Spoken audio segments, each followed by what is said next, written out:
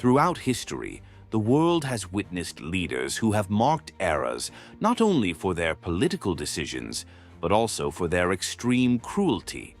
Some became famous for scandals and corruption, while others became real oppressors, turning the lives of their populations into nightmares. In Germany, we had Hitler, in Italy, Mussolini, and in the Soviet Union, Stalin, figures who shaped the 20th century with brutal regimes. In modern times, we continue to see examples like Nicolas Maduro in Venezuela and Kim Jong-un in North Korea, leaders who make their nation's daily lives a living hell. But there are those who manage to be even more disturbing. As well as being cruel, they are absurdly bizarre. Today, Bello Mundo is taking you to Equatorial Guinea, a small country in Africa that is home to the continent's longest dictatorship. And here's a warning. The cruelties you'll see include executions for reasons as trivial as wearing glasses, bans on medicines, unimaginable abuses, and believe me, even cannibalism. Stay with us because this story will leave you slack-jawed and completely horrified. Number 1. Location and geography. Equatorial Guinea is a tropical gem hidden away in Central Africa, very different from the cliched image of savannas and deserts that many associate with the continent. With its dense forests, humid climate, and year-round high temperatures, the country stands out for its biodiversity and exuberant landscapes. Bathed by the Atlantic Ocean on its west coast, the territory has a strategic location, connecting it to important maritime trade routes, which, in theory, could be a great economic advantage. The country is made up of two main parts. On the mainland, we have the Muni River, which borders Cameroon to the north and Gabon to the east and south. The islands include several smaller formations, the largest and most important being Bioko Island, where the capital, Malabo, is located. This geographical division gives Equatorial Guinea a unique charm. Mountains, forests, tropical beaches, and historic cities coexist in a small but very diverse territory. And there's an interesting detail. The country is positioned along the equator, hence the name Equatorial, which guarantees fertile soils, abundant vegetation, and a nature that doesn't skimp on generosity. But, as in many cases, not everything is so perfect. Behind all this natural beauty lies a dark history that has shaped the country's destiny. And that's exactly what we're going to talk about now. Number 2. Dark history. Equatorial Guinea's history is marked by European colonial rule. For a long time, the region was under the influence of foreign powers until it was conquered by Spain. It was from the 19th century onwards that the territory was consolidated as a Spanish colony, which resulted in a linguistic and cultural influence that continues to this day. While other African colonies used to have English, French, or Portuguese as their heritage, in Equatorial Guinea, the language that established itself was Spanish, making it the only African country where Spanish is the official language. This fact alone is a rarity and arouses curiosity. Independence came in 1968 when Equatorial Guinea finally freed itself from Spanish rule, or nearly so. The freedom achieved on paper did not translate into democracy or social progress. Soon after independence, the country's first president, Francisco Macias Nguema, established a brutal dictatorship. His government was marked by atrocities, political persecution, torture, and murder, turning the young nation into a stage of terror. In 1909, Macias Nguema was overthrown by a coup led by his own nephew, Teodoro Obiang Nguema Mbasogo. What could have been a moment of renewal, hope, and national reconstruction ended up becoming the consolidation of another dictatorship that lasts to this day. Thus, The transition of power did not lead to democracy, but merely replaced one dictator with another. Now that we know the story, let's meet the madmen behind it. Number 3. Francisco Macias Nguema, the first dictator. When Equatorial Guinea gained its independence in 1968, the people believed that a new era was dawning. But under Francisco Macias Nguema, the dream quickly turned into a nightmare. Paranoid and obsessed with power, Macias began his rule by exterminating anyone he considered a threat. Ministers, intellectuals, members of the National Assembly, and even close relatives were eliminated. His regime was so insane that he even banned the use of the word intellectual and ordered the execution of anyone who wore glasses, because, according to him, they were signs of subversion. And the madness didn't stop there. Macias destroyed boats to stop people fleeing the country and banned fishing. Yes, a country with a rich coastline was prevented from using its resources because the dictator feared that the people would escape. He also banned Western medicines and clothing, claiming it was all anti-African. If you think you've seen it all, just wait. He banned Christianity and declared himself the only god in Equatorial Guinea. The phrase, "There is no god but Macias," became an official slogan. Possession of any object related to Christianity could lead to imprisonment or even execution. The regime's prisons were veritable torture camps. On the notorious Black Beach, prisoners were humiliated, starved, tortured, and often killed. Executions were carried out with wooden sticks, and in some cases, Macias himself watched or took part in the beatings. Women were often abused in front of their husbands, and the chaos only increased.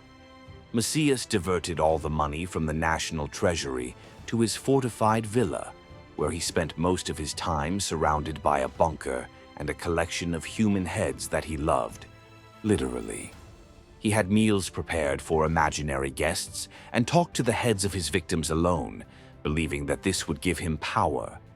The country's economy completely collapsed. Without an accounting system, money disappeared, and the national currency lost value. Many workers went months without pay, and the population began to live on a subsistence barter system.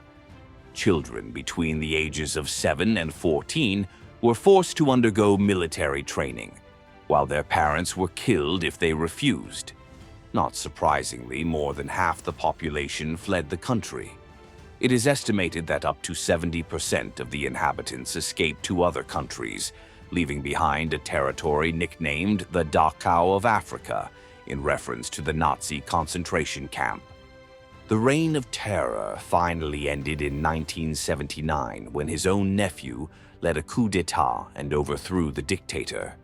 Macias's trial revealed the full extent of his crimes, and he was executed by firing squad that same year. Despite the fall of Macias, the scenario hasn't changed. Unfortunately, nothing is so bad that it can't get worse. Number 4. Teodoro Obiang Nguema Mbasogo, the second dictator. After Francisco Macias Nguema turned Equatorial Guinea into one of the scariest places on the planet, anyone would have expected the next ruler to bring a little relief. But that's not exactly what happened. Teodoro Obiang Nguema Mbasogo, Macias's nephew, came to power in 1979, overthrowing his uncle in a coup d'etat. He promised a new era, but what he delivered was more of the same, or worse. Today, with more than 40 years at the helm, Obiang is the longest-serving head of state in the world. At 82, he continues to lead with a mix of repression, corruption scandals, and a dark history of accusations that even include cannibalism. And you didn't hear wrong, cannibalism. Obiang, like his uncle, maintains a regime marked by paranoia and a cult of personality. His government is known for blatant electoral fraud, in which he wins with more than 90% of the votes, brutal repression of any opposition, and an elite that lives in unimaginable luxury while the population starves. Want an example? While schools collapse and hospitals run out of medicine, the Obiang family lives in palaces, spends millions on sports cars, and has mansions all over the world. Obiang's son, Theodorin, has already been accused of spending millions on extravagant parties, private planes, and even Michael Jackson gloves. Censorship is total. No criticism of the government is tolerated. Dissidents are persecuted, imprisoned, tortured, and many disappear without a trace. Prisons like Black Beach, the country's most famous, are known for abuses that make anyone shudder to hear about. And here's the most disturbing part. Teodoro Obiang is accused of cannibalism, with political opponents and activists claiming that he consumes body parts of his victims in rituals to acquire their powers and energy. As unbelievable as this sounds, the accusations are linked to ancient ritualistic practices of the Fang ethnic group, to which Obiang belongs. For those who don't know, the Fang are the largest ethnic group in Equatorial Guinea and have traditions which, in the past, included spiritual rituals involving body parts of ancestors as a way of absorbing their qualities or strengthening their power. Although these practices are practically extinct, at least in theory. One of his main opponents, Severo Moto, in exile in Spain, went straight to the point by publicly accusing him. "He wants me to go back to Guinea to eat my testicles." Number 5. Possible third dictator, Teodoro Nguema Obiang Mangue. And you know that saying, the fruit doesn't fall far from the tree. Well, in the case of the Obiang family, it applies frighteningly well.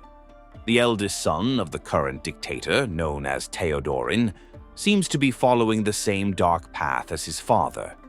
He currently holds strategic positions in the government, consolidating what many consider to be a regime of absolute nepotism.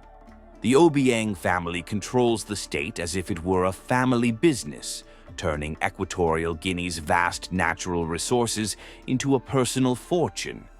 But Theodorin is not famous for his political achievements or social reforms.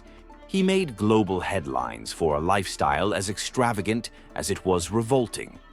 Luxury cars, including a crystal-studded Lamborghini, mansions in Europe, yachts worthy of Hollywood movies, and collections of expensive works of art. All this is in shocking contrast to the crushing poverty of the country's population. And Theodorin's dark side doesn't stop there. He is reported to be just as cruel and despotic as his father, accused of abusing officials and exploiting the national wealth to maintain his life of excess. His actions have already been the subject of international investigations, with assets confiscated in countries such as France and Switzerland. While the people struggle to access basic services, such as health and education, the next generation of the Obiang family seems more interested in perpetuating power and luxury at any cost. Number 6. The oil paradox. And you know what's most infuriating? It didn't have to be this way. In the 1990s, the discovery of oil reserves in Equatorial Guinea seemed like a golden ticket to development. Today, the country is one of the largest oil producers in sub-Saharan Africa, and this wealth injects billions of dollars into government coffers every year. In theory, this should mean well-equipped schools, functioning hospitals, basic sanitation for all, and a modern infrastructure. But in practice, what we see is a cruel contrast. While the ruling elite immerse themselves in luxury and show off their fortunes around the world, more than 70% of the population survives on less than $2 a day. This disparity makes Equatorial Guinea one of the most unequal countries on the planet. Instead of being an engine of progress, Oil has become fuel for corruption and oppression. It is the paradox of a nation rich in resources, but poor in quality of life for its population. Number 7. Corruption. Corruption here is almost synonymous with government. No wonder the country ranks at the top of lists of the world's most corrupt nations. The Obiang family, which has been in power for more than 4 decades, has turned the public coffers into a personal account. While hospitals are abandoned without medicines or doctors, the elite parade around in luxury cars, millionaire yachts, and mansions all over the world.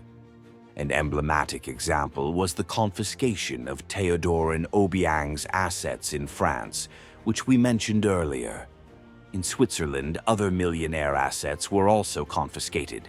These international operations reveal the magnitude of the embezzlement of public funds. And it doesn't stop there. Repression is a constant. The security forces serve to intimidate the population, silence opponents, and maintain the facade of fraudulent elections. Freedom of expression is non-existent, and the few who dare to challenge the regime face persecution, arbitrary arrests, and even torture. Financial reports on oil revenues are manipulated or simply don't exist, allowing corruption to run rampant. International companies that exploit oil in the country also contribute to the system, turning a blind eye to abuses while profiting from advantageous deals. Number 8. Consequences for the lives of the people. While the elite lavish wealth on luxury cars, mansions, and extravagant trips, the majority of Equatorial Guinea's population faces a reality that seems straight out of a nightmare. In the education sector, the precariousness is evident. Schools, when they exist, lack trained teachers, basic teaching materials, and even adequate physical structures. It is common to find children dropping out of school because there are simply no minimum conditions for learning. This neglect perpetuates a cruel cycle of ignorance, unemployment, and lack of prospects. Public health follows the same pattern of abandonment. Hospitals are in ruins, without enough medicines, equipment, or professionals to serve the population. Diseases that could easily be prevented or treated continue to kill people. Vaccination and prevention campaigns are almost non-existent, and the result is a frighteningly high infant mortality rate for a country with so much potential wealth. Basic infrastructure is another critical point. Electricity and drinking water are a luxury reserved for those who live in urban centers and can afford them. Basic sanitation, practically non-existent in many regions. Roads in terrible condition make mobility a daily challenge, isolating entire communities. In agriculture, the scenario is equally frustrating. Despite fertile land, the lack of incentives and public policies condemns the sector to chronic underdevelopment. The result is that much of the food has to be imported, increasing the cost of living and making access to food difficult for the majority of the population. Number 9. International silence and global indifference. Faced with so much abuse and neglect, the question remains, why is the world doing nothing?